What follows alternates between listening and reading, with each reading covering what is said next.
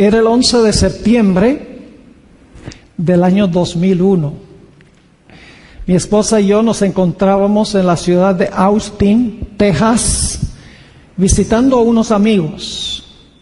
Esa mañana nos levantamos un poco tarde, prendimos el televisor y presenciamos ese evento casi cataclísmico de los aviones que se estrellaron con los edificios en la ciudad de Nueva York y en la ciudad de Washington. Nos parecía algo de película, algo irreal, algo imaginario, especialmente cuando vimos al primer edificio en Nueva York desplomarse y luego observar cómo el segundo edificio se desplomó también.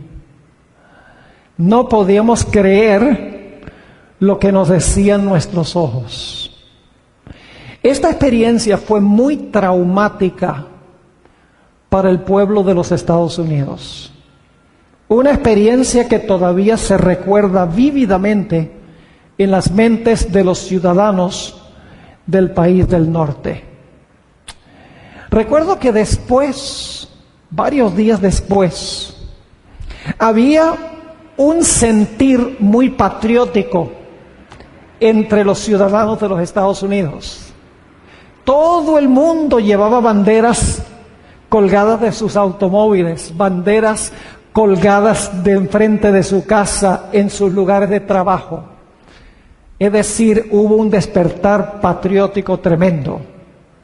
Pero también hubo otra clase de despertar. La gente empezó a preguntarse si este evento cataclísmico había sido anunciado de antemano en algún libro profético.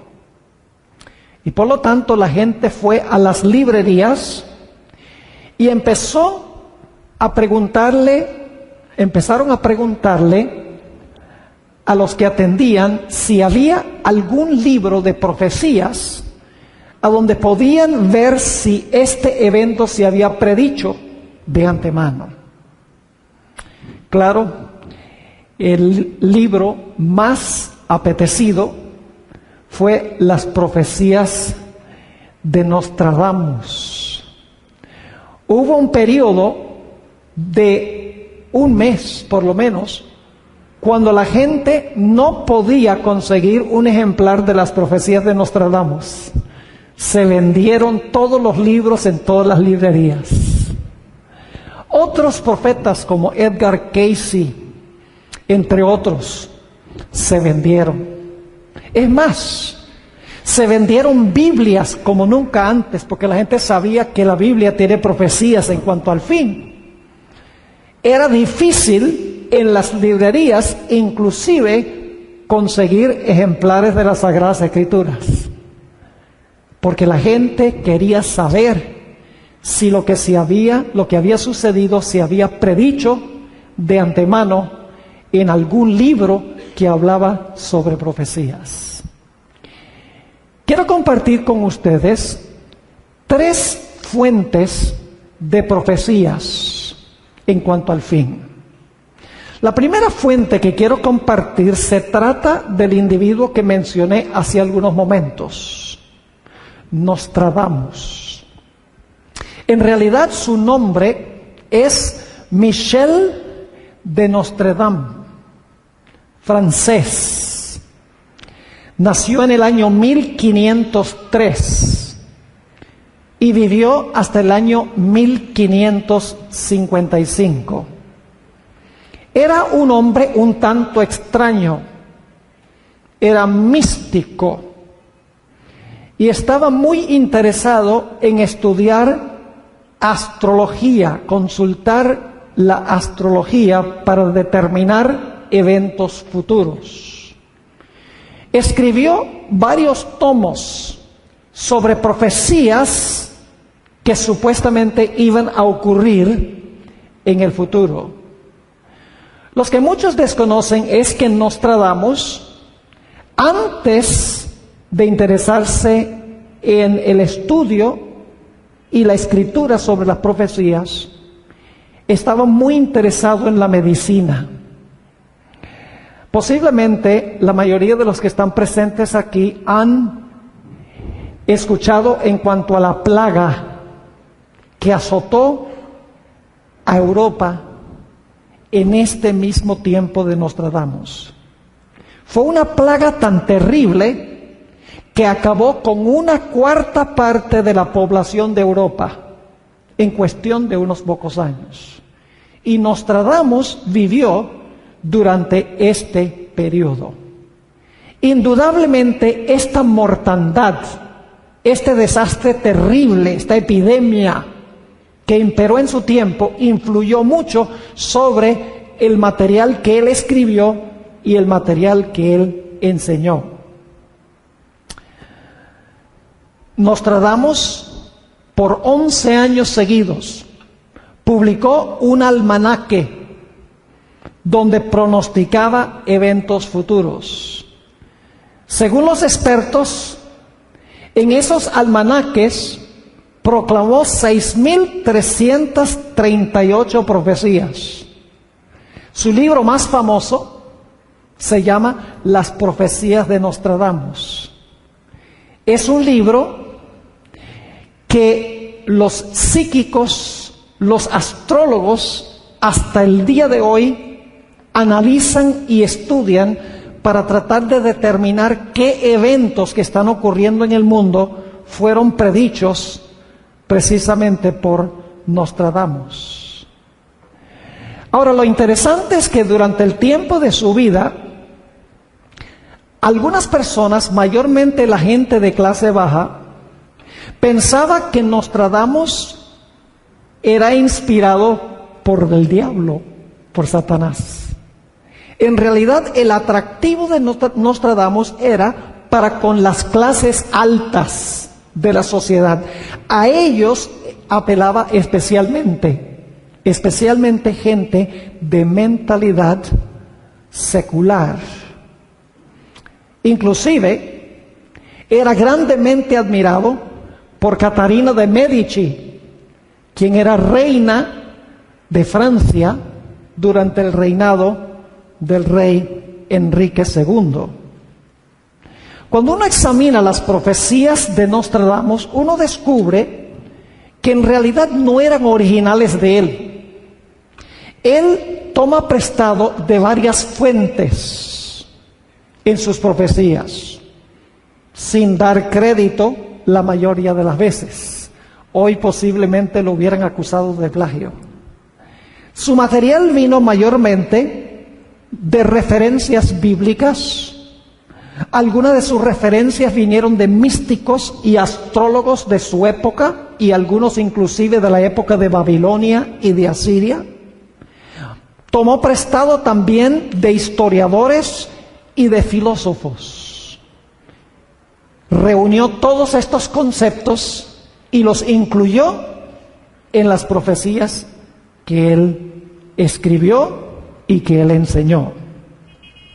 La mayoría de sus profecías tienen que ver con desastres, tales como plagas, guerras, diluvios, asesinatos, sequías, batallas, invasiones. Cuando uno lee sus profecías, son un tanto tétricas, morbosas y depresivas.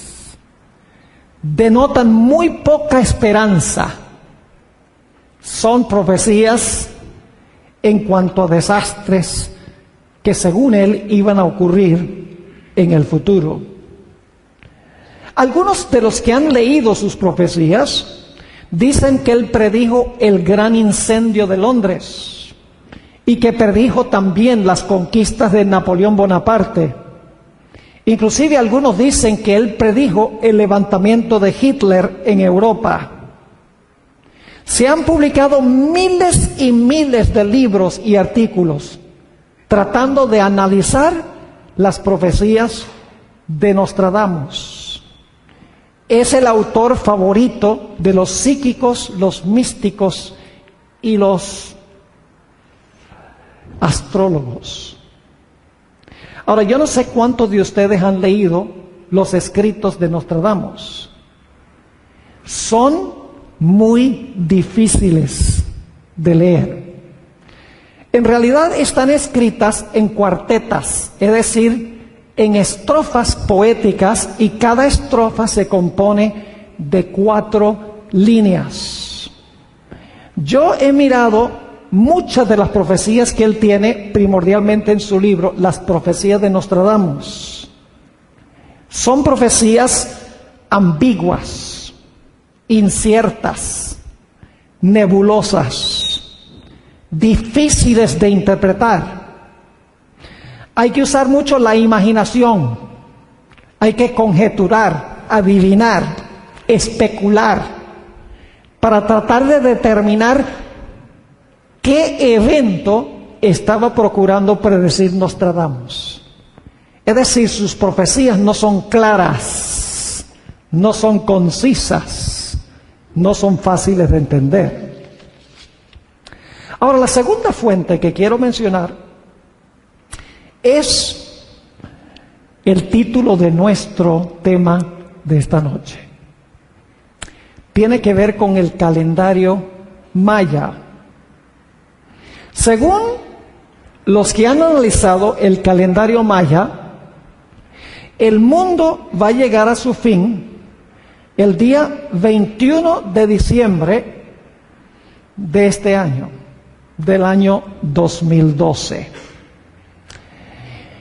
Una de las razones por las cuales dicen esto es porque, según los que han estudiado la astronomía y la astrología, esa fecha del 21 de diciembre de este año va a ser la primera vez en 26,000 años que se van a alinear la Tierra, el Sol y el centro de la Vía Láctea en línea precisa y exacta. Y según las personas que han analizado el calendario maya, esto va a reversar los polos. Es decir, el polo norte va a ser el polo sur y el polo sur va a ser el polo norte, y va a estropear la fuente magnética del planeta Tierra. Dicen que como resultado va a haber erupciones volcánicas, tormentas solares que van a interrumpir todos los medios de comunicación. Va a haber terremotos masivos, se va a quebrar el campo magnético de la Tierra, va a haber diluvios masivos, extinciones de especies masivas, tsunamis. Las plantas nucleares van a explotar y van a contaminar el ambiente con radioactividad. Es decir, que según ellos el calendario maya no nos da ninguna gran esperanza en cuanto al futuro. Posiblemente algunos de ustedes han visto la película 2012, una película que ganó más de $200 millones. Fue una película de Rolando Emmerich. ¿Algunos han visto esa película? Donde solamente se salvan unos pocos, donde hay un tsunami que básicamente cubre toda la Tierra, incluyendo los Himalayas, que son los lugares más altos del planeta Tierra. También encontramos que, según los que han estudiado el calendario maya, el calendario azteca predice también que en esa misma fecha, 21 de diciembre del año 2012, va a ocurrir lo mismo. Ahora, yo no sé si ustedes han estudiado en cuanto a los mayas. Fue una civilización que floreció más o menos 800 años después de Cristo. Según los expertos, era una civilización que tenía entre 5 y 14 millones de habitantes, pero por algún motivo desconocido, la mayoría de los expertos creen que fue tal vez un colapso ambiental donde ellos vivían. La civilización maya desapareció. En cuestión de 100 años se había reducido de entre 5 a 14 millones a solamente el 10% de esa cantidad, y luego desapareció la civilización. Sabemos que los mayas eran grandes astrólogos y astrónomos también. Por ejemplo, ellos calcularon la longitud del mes lunar. Según los cálculos de ellos, y escuchen, no tenían telescopios, ni tenían computadoras ni calculadoras.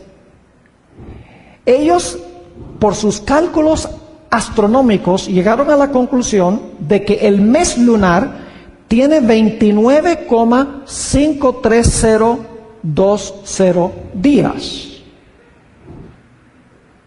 Hoy sabemos, por medio de la ciencia más exacta, que el mes tiene 29,53059 días. Muy cerca los cálculos de ellos a los cálculos que tenemos hoy en día. Ellos también calcularon el año solar y llegaron a la conclusión de que el año solar dura 365,2450 días. Pues hoy se ha descubierto que el año solar tiene 365,2425 días. Muy cerca los cálculos. Y ellos lo hacían solamente a ojo. Calcularon por centenares de años los cambios en el cielo para determinar cómo iba a llegar el fin de este mundo. Ellos registraban sus tiempos no por años, sino por siglos. Ellos creían que el tiempo es sagrado y que el universo funciona en ciclos de 26,000 años. Y que dentro de ese ciclo de 26,000 años hay 5 ciclos menores. Uno de ellos dura 5,125 años, es decir, cada uno dura 5,125 años. Y según ellos llegaron a la conclusión de que cada vez que pasaban los 5,125 años, se acababa la historia de la Tierra en un desastre grande que acababa con la vasta mayoría, si no todas las especies que estaban en el mundo. Así que hoy en día muchos están diciendo que el mundo va a llegar a su fin el 21 de diciembre del año 2012, siguiendo el estudio del calendario maya y también el calendario inca. Y debo decirles que cuando yo hice la investigación de esto, cuando fui a Google, descubrí que hay más de 3 millones de lugares a donde uno puede hacer investigación sobre este tema. No crean que los examiné todos. Tomaría una vida examinar todos. Pero demuestra el gran interés que hay. Se han hecho películas, se han puesto presentaciones en YouTube. Muchos inclusive han construido refugios debajo de la tierra de concreto para protegerse y salvarse cuando supuestamente llegue el fin, el 21 de diciembre del año 2012. Ahora esa es la segunda fuente. ¿Será que Nostradamus tenía razón? ¿Será que el mundo va a terminar el 21 de diciembre del año 2012? Quiero decirles que tengo la absoluta certeza de que el mundo no va a terminar el 21 de diciembre del año 2012. Y tengo también la absoluta certeza de que las profecías de Nostradamus, por más que la gente se imagina lo que él quiso decir con lo que escribió, el mundo no va a terminar con los desastres que menciona Nostradamus tampoco. Hay una tercera fuente que para mí es la más fiel, la más fidedigna en anunciar lo que va a ocurrir. Y es la fuente que tiene en sus manos el mundo cristiano. Este libro, la Sagrada Escritura. Debo decirles algo muy interesante. Habiendo estudiado las profecías de Nostradamus y habiendo estudiado bastante en cuanto al calendario maya, mucho se basa sobre conjeturas, sobre interpretación, sobre diferentes explicaciones dependiendo de la persona que está haciendo el estudio.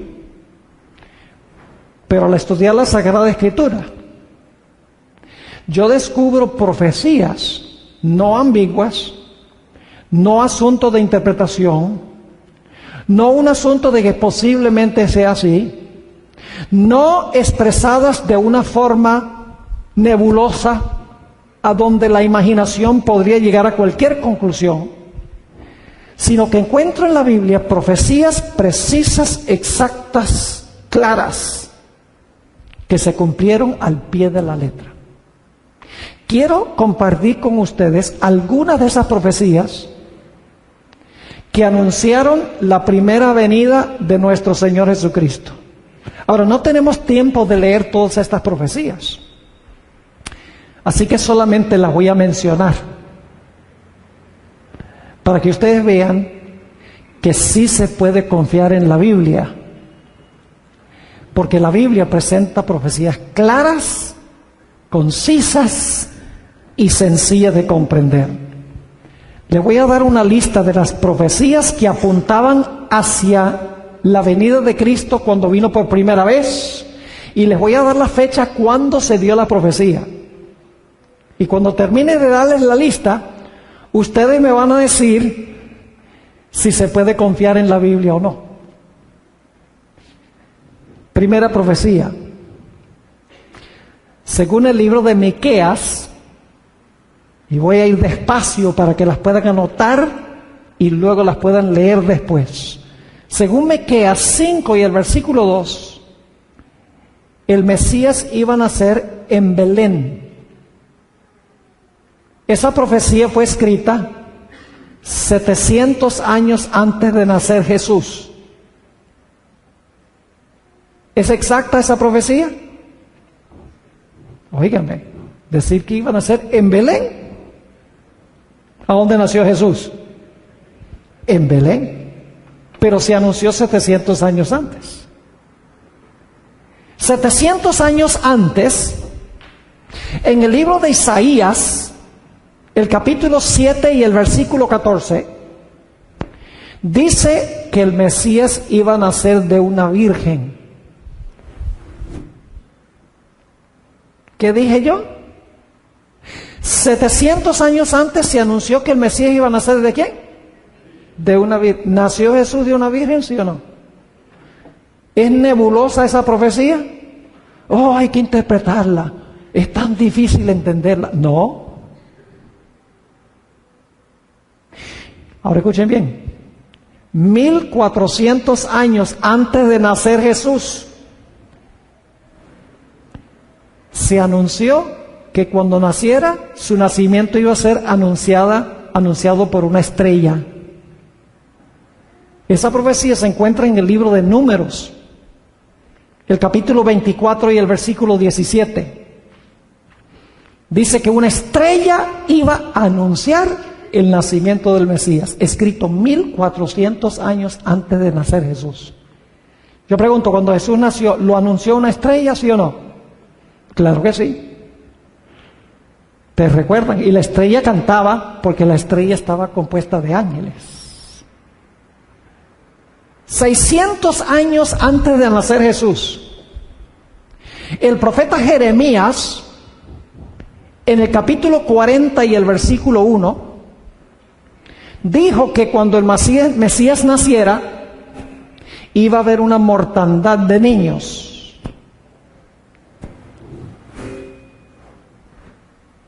¿Pasó eso cuando nació Jesús? Exactamente. La masacre de los niños por el rey Herodes. Pero eso fue anunciado 600 años antes de nacer Cristo, en Jeremías 40 y el versículo 1. 650 años antes de nacer Jesús, se anunció que el Mesías iba a ir a Egipto y que luego Dios lo iba a llamar para salir de Egipto. Eso fue el profeta Oseas, capítulo 11 y el versículo 1. Yo pregunto, ¿el Señor Jesucristo fue llevado a Egipto, sí o no? Claro que sí. ¿Y luego regresó de Egipto? Claro. Pero eso ya se había anunciado 650 años antes que ocurriera. Nada nebuloso, ni ambiguo, ni asunto de interpretación. Clarito, sencillo, constante y sonante. La Biblia nos dice también que Él sería rechazado por su pueblo. Su propio pueblo lo iba a rechazar. Eso lo pueden leer en varios lugares. Por ejemplo, en el libro de Isaías, el capítulo 6 y el versículo 9 y 10. ¿Recuerdan que una vez Jesús dijo, este pueblo de labios me honra, pero su corazón está lejos de mí? Esas palabras vienen de Isaías 29 y el versículo 13. Es decir, las palabras que habló Jesús ya se habían anunciado que Él iba a decir eso 650 años antes que naciera. Y durante su ministerio dijo esas precisas palabras. Otra profecía interesante es una que se anunció 500 años antes de nacer Jesús. Y era la profecía que Él iba a entrar a Jerusalén. El Mesías iba a entrar a Jerusalén montado sobre un asno. Eso está en el libro de Zacarías, el capítulo 9 y el versículo 9. Yo pregunto, ¿Jesús entró a Jerusalén montado en un asno, sí o no? Claro que sí. ¿Ambigua esa profecía? ¿Difícil de entender? ¿Complicada? ¿En lenguaje poético? No, clarito. Además de eso, 600 años antes de nacer Jesús, en Jeremías 7:11, ya se había anunciado que Él iba a echar del templo a los que estaban comerciando en el templo. Y eso hizo precisamente Jesús. Purificó el templo de los que estaban haciendo eso. Ahora escuchen esta profecía. Escrita 500 años antes de nacer Jesús. En Zacarías 11:13 dice que el Mesías iba a ser entregado por 30 piezas de plata. ¿Es específica esa profecía? 500 años antes se predijo 30 piezas de plata. ¿Por cuántas piezas de plata fue entregado Jesús? 30 piezas de plata. En Zacarías 13:7, escrito 500 años antes de nacer Jesús, dice que sus discípulos lo iban a abandonar. Cuando fuera azotado, se iban a regar las ovejas. Yo pregunto, ¿qué pasó cuando fueron a arrestar a Jesús? Todos los discípulos salieron, ¿qué? Salieron corriendo. ¿Recuerdan ustedes las palabras de Jesús en la cruz? Dios mío, ¿por qué me has desamparado? Eso no está solo en el Nuevo Testamento. Esas palabras fueron escritas en el Salmo 22. 1000 años antes de nacer Jesús se expresaron las mismas palabras que Jesús iba a decir cuando estuviera colgado en la cruz. ¿Podemos confiar en las profecías de la Biblia? Absolutamente. Estas no son profecías ambiguas, difíciles de entender, que hay que interpretar. No, son clarísimas. En el Salmo 22:16, escrito 1000 años antes de nacer Jesús, Salmo 22:16 dice que le iban a atravesar las manos y los pies al Mesías. ¿Le atravesaron las manos y los pies a Jesús? Exactamente. En el Salmo 22 y el versículo 18, dice que iban a echar suertes sobre las vestiduras del Mesías. 1000 años antes que ocurriera. Yo pregunto, cuando el Señor Jesucristo estaba colgado en la cruz, ¿echaron suertes sobre sus vestiduras? Claro que sí. En Isaías 50 y el versículo 6, escrito 700 años antes de nacer Jesús, dice que le iban a escupir en el rostro. ¿Le escupieron? 700 años más tarde le escupieron en el rostro. En Éxodo, el capítulo 12 y el versículo 46, dice que no se iba a quebrar ninguno de sus huesos. ¿Recuerdan lo que pasó cuando Cristo estaba colgado en la cruz? Vinieron los soldados y encontraron que los dos ladrones estaban todavía, ¿qué? Vivos. ¿Y qué hicieron? Le quebraron las piernas. Pero cuando vinieron a Jesús se dieron cuenta que Jesús ya estaba, ¿qué? Ya Jesús estaba muerto. Y por lo tanto, ¿qué no hicieron? No le quebraron las piernas.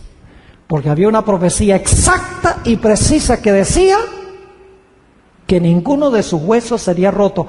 Escrito 1500 años antes de nacer. ¿Saben que la Biblia también dice que el Mesías en la cruz iba a decir, sed tengo?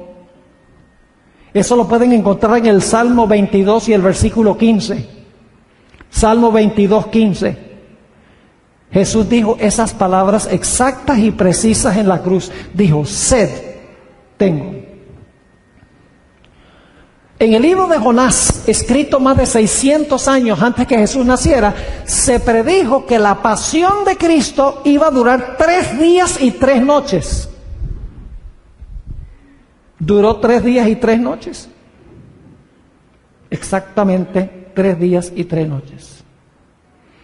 En Isaías, el capítulo 53 y el versículo 9, dice que iba a ser sepultado con los ricos. ¿Dónde fue sepultado Cristo? En la tumba de un rico, José de Arimatea. Las profecías, varias de ellas, entre ellas está el Salmo 16 y el versículo 10.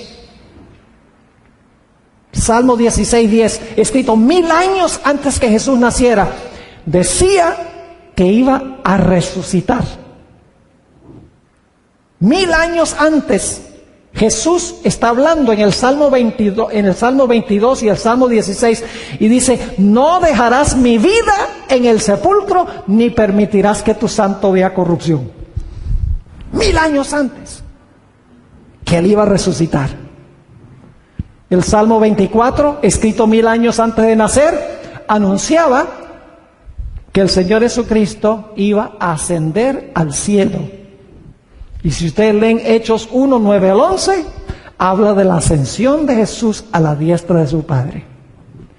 Yo les pregunto, ¿estas profecías eran ambiguas, nebulosas, difíciles de entender, que había que darles una interpretación y usar la imaginación? No.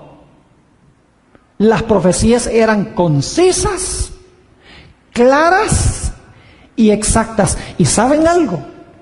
La muerte de Cristo ocurrió, escuchen bien, el mes, el día y la hora en que fue predicha su muerte, y fue escrito 1400 años antes de nacer. Si ustedes leen en Levítico 23, dice que el Cordero Pascual se sacrificaba el día 14 del mes de Nisan, que hoy en día el primer mes judío, religioso judío, cae alrededor de marzo-abril durante Semana Santa, cuando se celebra el Viernes Santo entre los cristianos. El Señor Jesucristo fue crucificado el día 14 del mes de Nisan, y lo interesante es que la Biblia dice que el Cordero Pascual había que matarlo a las 3 de la tarde. Y si ustedes leen los evangelios van a descubrir que el Señor Jesucristo murió a la hora novena, que según nuestro reloj, 3 de la tarde. ¿Ustedes creen que Nostradamus hubiera podido dar una profecía como esa? Mes, día, hora. Y luego la siguiente fiesta judía, que era el pan sin levadura, que representa el cuerpo de Cristo. El pan, la levadura se corrompe y se fermenta. Pan sin levadura representa el cuerpo de Cristo sin pecado. El día 15 de Nisan se celebraba el día del pan sin levadura, porque Cristo estaba sepultado como el pan de vida. Y luego, el 16 de Nisan se celebraba la fiesta de las primicias. Y el apóstol Pablo dice que Cristo resucitó las primicias. Es decir, que en el calendario judío estaba la fecha exacta de la muerte, la sepultura y la resurrección de Cristo, escrito 1500 años antes de nacer. Pero yo quiero que ustedes noten una última profecía. Y esta profecía tiene que ver no con la primera venida de Cristo, sino que tiene que ver con la segunda venida de Cristo. ¿Saben cómo yo sé que el calendario maya no se va a cumplir como dice la gente? Porque mi Biblia me dice que el mundo no va a terminar así. Es decir, uno lee la profecía del calendario maya, no hay esperanza. Como dicen en Venezuela, ahí se fregó todo el mundo. No hay posibilidad de rescate. No hay esperanza de salvación. Todo es desastre y destrucción y desolación y tsunami y terremotos y volcanes. Suficiente para volverlo a uno loco. No hay esperanza. En las profecías de Nostradamus igual, epidemias, enfermedades, terremotos, desastres, guerras, batallas. No hay esperanza. Pero la Biblia no solamente dice cómo va a terminar el mundo, sino que la Biblia presenta esperanza. Quiero invitarles a ir conmigo, si trajeron sus Biblias, quiero notar una profecía extraordinaria. Se encuentra en el libro de Daniel. El libro de Daniel. Y quiero leer comenzando en el versículo 4. Daniel 2 y el versículo 4. El rey Nabucodonosor tuvo un sueño.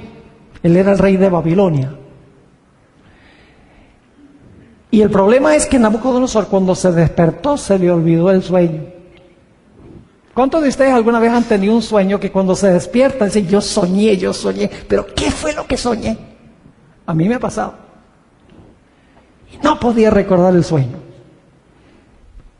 Él sabía que el sueño era importante, que tenía algún significado profético. Y estaba atormentado. Así que, ¿qué hizo Nabucodonosor? Capítulo 2 y el versículo 4, versículo 3. Y el rey les dijo, he tenido un sueño. Y mi espíritu se ha turbado por saber el sueño. Ahora, ¿quiénes le dijo esto a Nabucodonosor? Note lo que dice el versículo 2. Hizo llamar el rey, ¿a quiénes? A magos. ¿Quién más? Astrólogos. ¿Qué más? Encantadores. La palabra encantadores significa psíquicos. ¿Y a quiénes más? A los caldeos, para que le dieran el sueño y la interpretación del sueño. Y enseguida, cuando llamó a los astrólogos y los adivinos y los psíquicos al estilo Nostradamus, le dijeron al rey el sueño y le explicaron el sueño, ¿sí o no? No, no fueron capaces. Eso demuestra que esos métodos no funcionan. ¿Cómo mostró Dios el sueño y lo que significaba el sueño? Daniel dijo: espérate, rey, que voy a consultar la bola de cristal. Espérate, rey, que es de día y yo necesito ir a mirar las estrellas para ver qué me dicen las estrellas. Oh, rey, dame la palma de la mano para leerte el futuro en la palma de la mano. ¿Así fue? No. Ninguno de esos métodos son aprobados por Dios. Es más, en Deuteronomio 18 Dios prohíbe terminantemente esos métodos porque no funcionan. ¿Qué fue lo que hizo Daniel? ¿Y qué hicieron sus compañeros? Se fueron a su casa, se arrodillaron y oraron pidiéndole a Dios sabiduría. Y la Biblia dice que esa noche Dios le dio a Daniel el mismo sueño que le había dado al rey Nabucodonosor. Y no solamente Dios le mostró el sueño, sino el significado del sueño. Vamos a leer el sueño en Daniel el capítulo 2. Daniel el capítulo 2 y el versículo 31. Dice: tú, oh rey, veías, y he aquí una gran imagen. Imagínense una estatua. Esta imagen que era muy grande y cuya gloria era muy sublime, estaba en pie delante de ti y su aspecto era terrible. Ahora escuchen bien. La cabeza de esta imagen era ¿de qué? Oro fino. Su pecho y sus brazos de plata. Su vientre y sus muslos de bronce. Sus piernas de hierro. Sus pies en parte de hierro y en parte de barro cocido. ¿Tienen claro la secuencia? ¿Ambiguo? ¿Nebuloso? ¿Difícil de entender? No. Oro, plata, bronce, hierro y en los pies hierro mezclado con barro. Pero el sueño no termina allí. Nota lo que dice el versículo 34. Estabas mirando hasta que una piedra fue cortada, no con mano, e hirió a la imagen en sus pies de hierro y de barro cocido y los desmenuzó. Entonces fueron desmenuzados también el hierro, el barro cocido, el bronce, la plata y el oro, y fueron como tamo de las eras del verano, y se los llevó el viento sin que de ellos quedara rastro alguno. Mas la piedra que hirió a la imagen fue hecha un gran monte que llenó toda la tierra. Una piedra pega en los pies, desbarata toda la estatua, y entonces la piedra se convierte en una gran montaña que llena toda la tierra. Ahora, ¿qué podría significar el sueño? Si fuera como el caso de Nostradamus, tendríamos que adivinar. A ver, ¿qué significa esto? Y la gente llegaría a toda clase de conclusiones y explicaciones e interpretaciones. Pero gracias a Dios no es necesario imaginarnos, ni especular, ni adivinar. Con la Biblia no se adivina. Y en Daniel 2 está la explicación del sueño. Vayan conmigo al capítulo 2. Y vamos a leer empezando en el versículo 37. Tú, oh rey, eres rey de reyes porque el Dios del cielo te ha dado reino, poder, fuerza y majestad. Y donde quiera que habitan hijos de hombres, bestias del campo y aves del cielo, Él los ha entregado en tu mano y te ha dado el dominio sobre todo. ¿Por qué era rey Nabucodonosor? Porque era más poderoso, tenía armas mejores, era más inteligente. No. Aquí dice que Dios lo había colocado en el trono, por eso era rey. Porque Dios está en control de la historia, porque Dios es el creador. Y luego noten lo que dice en el versículo 38, Daniel le dice, tú eres aquella cabeza de oro. ¿Está claro? Más claro no canta un gallo a las 3 de la mañana. La cabeza de oro representa a Nabucodonosor y su reino. ¿Cuál era el reino de Nabucodonosor? Babilonia. Facilito. Pero ahora noten lo que sigue diciendo en el versículo 39. Y después de ti se levantará otro reino inferior al tuyo. ¿Qué reino se levantó después de Babilonia? Y ni siquiera tienen que ir a los libros de historia. Porque si ustedes van a Daniel 5, van a encontrar que ahí se habla de cuando el rey Belsasar, el último rey de Babilonia, estaba celebrando una fiesta. Y los medos y los persas entraron, mataron al rey, y el reino pasó a los medos y los persas. El mismo libro de Daniel nos dice cuál es el siguiente reino que conquistó a Babilonia. Los medos y los persas. Y luego quiero que noten que sigue diciendo aquí, en el versículo 39, después de ti se levantará otro reino inferior al tuyo, y luego un tercer reino de bronce. ¿Qué reino conquistó a los medos y los persas? Grecia. No tienen ni siquiera que ir a los libros de historia, porque en Daniel 8 dice claramente que el reino medo y persa fue conquistado por los griegos. Exactamente como lo dice la historia, lo predijo Daniel. Y luego sigue diciendo en el versículo 40, y el cuarto reino, que son las piernas de hierro, será fuerte como hierro. Y como el hierro desmenuza y rompe todas las cosas, desmenuzará y quebrantará todo. ¿Qué imperio conquistó el reino griego? El imperio romano.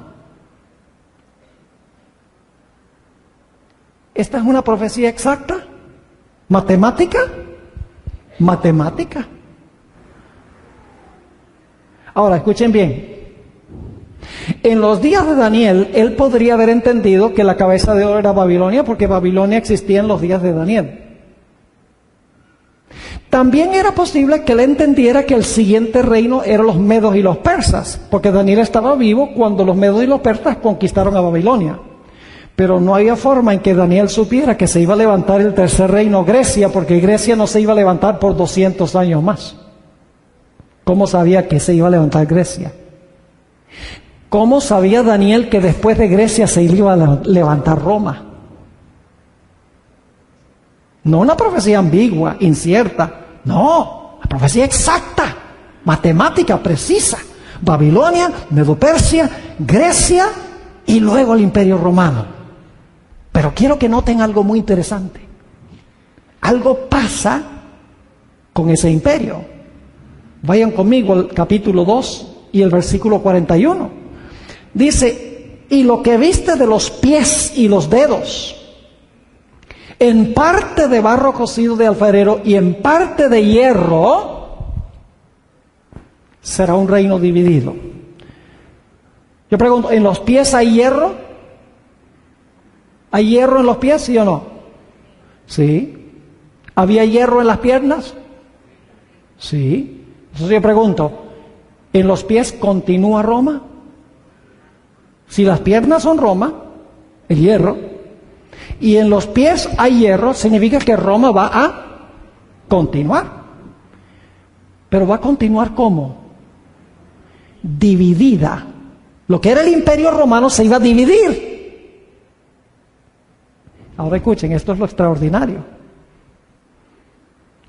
alrededor del año 300 de la era cristiana, del norte del imperio, empezaron a invadir el imperio romano lo que se conocen como las tribus bárbaras. Los érulos, los vándalos, los ostrogodos, los anglosajones, los suevos, los lombardos, etc. Empezaron a invadir el imperio romano y se fragmentaron el imperio romano. Y escuchen bien, las naciones de Europa hoy descienden de estas tribus bárbaras.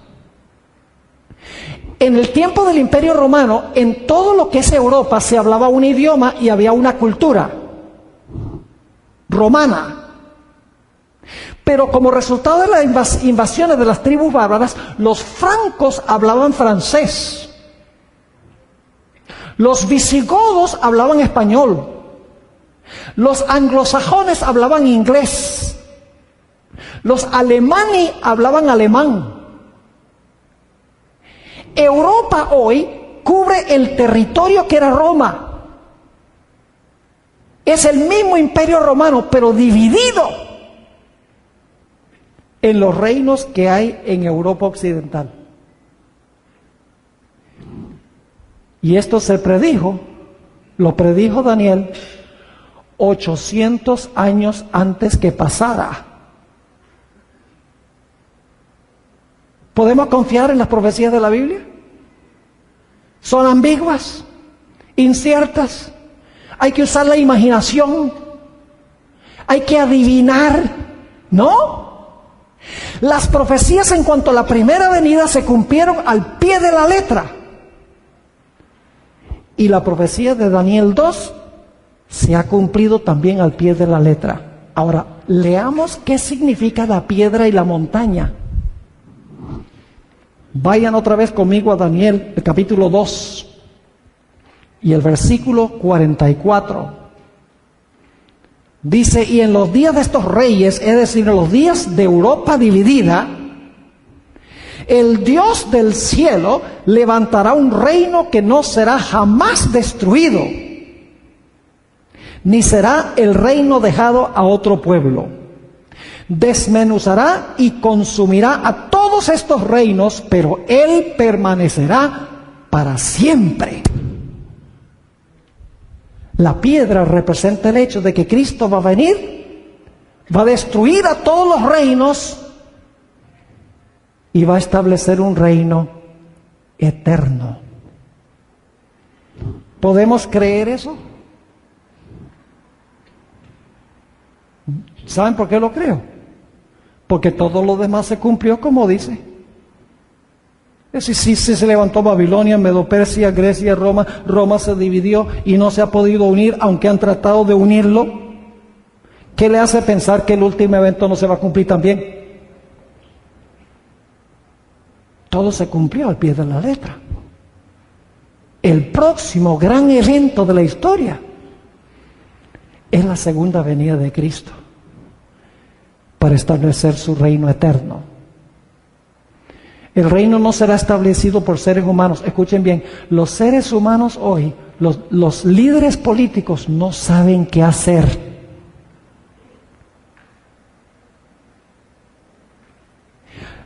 Están confundidos. No saben cómo resolver los problemas de la economía mundial. No saben cómo resolver el problema del calentamiento global o el cambio climático, el problema de la criminalidad, las epidemias y las enfermedades. Buscan soluciones, pero no hay soluciones. La solución para los problemas del mundo no se encuentra en mejores médicos y mejores políticos y más cárceles. Como dijera el Señor Jesucristo, iba a haber guerras y rumores de guerras, se iba a levantar nación contra nación y reino contra reino, iba a haber terremotos, iba a haber epidemias, iba a haber insurrecciones en diferentes partes. Y luego el Señor Jesucristo dijo, pero no se preocupen, porque luego verán la señal del Hijo del Hombre en el cielo, viniendo con sus ángeles con gran poder y gloria. Es decir, las profecías de la Biblia no terminan con pesimismo. sino que terminan con optimismo. Quiero concluir esta noche yendo al Evangelio según San Juan, el capítulo 14, un pasaje muy bien conocido, y los versículos 1 al 3. Aquí el Señor Jesucristo nos explica cuánto ama a su pueblo y qué planes tiene con ellos. Dice Jesús: no se turbe vuestro corazón. Hoy la gente está turbada, ¿saben? La gente no sabe qué está pasando ni qué va a pasar. Hay angustia en los corazones de la gente. Pero Jesús dice: no se turbe vuestro corazón. ¿Creéis en Dios? Creed también en mí. En la casa de mi Padre muchas moradas hay. Es decir, Cristo está planeando llevarse bastante gente para allá. En la casa de mi Padre muchas moradas hay. Si así no fuera, yo os lo hubiera dicho. Voy pues a preparar lugar para vosotros.